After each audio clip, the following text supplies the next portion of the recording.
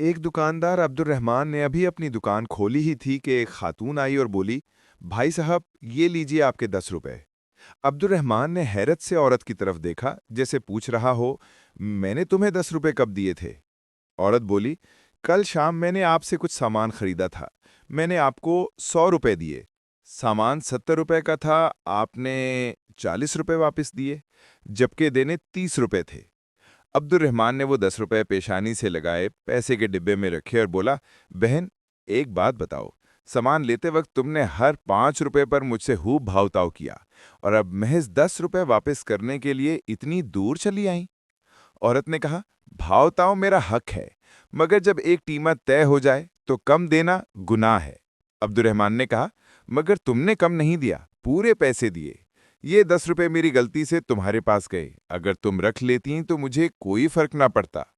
عورت نے جواب دیا، شاید آپ کو فرق نہ پڑتا، لیکن میرے ضمیر پر بوجھ رہتا۔ میں جانتی کہ میں نے کسی کا حق جان بوجھ کر رکھا ہے، اسی لیے میں کل رات ہی واپس کرنے آئی تھی، مگر آپ کی دکان بند تھی۔ عبد الرحمان نے حیران ہو کر پوچھا، تم کہاں رہتی ہو؟ عورت بولی، گلشن کالونی سیکٹر 8 میں۔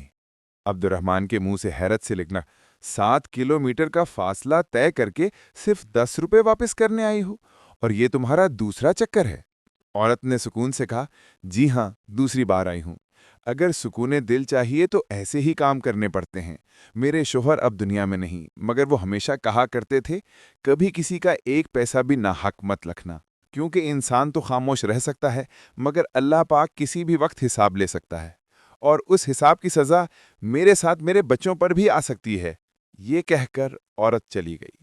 عبد الرحمان نے فوراً کیش باکس سے 300 روپے نکالے، اپنے ملازم سے کہا، دکان کا خیال رکھنا، میں ابھی آتا ہوں۔ وہ قریب ہی ایک اور دکاندار فراز کے پاس گیا اور بولا، یہ تو تمہارے 300 روپے، کل جب تم سامان لینے آئے تھے میں نے تم سے زیادہ پیسے لے لیے تھے۔ فراز ہنس کر بولا، اگر زیادہ لے لیے تھے تو واپس کر دیتے جب میں دوبارہ آتا، اتنی صبح صبح آنے کی کیا ضرورت تھی؟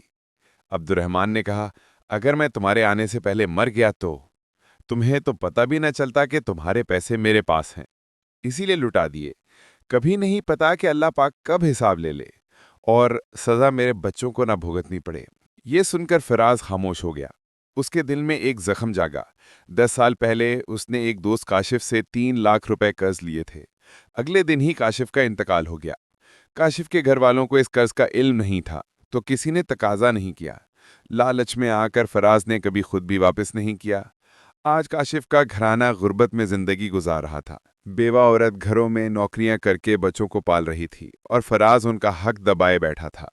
عبد الرحمان کے الفاظ، اللہ پاک کسی بھی وقت حساب لے سکتا ہے، فراز کے دل و دماغ میں گونجنے لگے۔ 2-3 دن کی بے چینی کے بعد فراز کا ضمیر جاگ اٹھا۔ اس نے بینک سے 3 لاکھ روپے نکالے اور اپنے دوست کے گھر گیا۔ کاشف کی بیوہ اپنے بچوں کے ساتھ بیٹھی تھی۔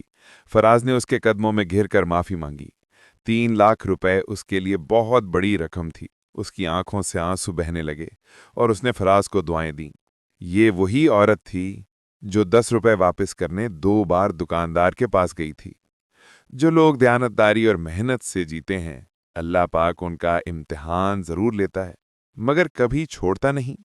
ایک دن ان کی دعا ضرور سنی جاتی ہے۔ اللہ پاک پر یقین رکھو۔ ایمانداری ایمان کا حصہ ہے، اور ناحق مال انسان کے رزق سے برکت چھین لیتا ہے۔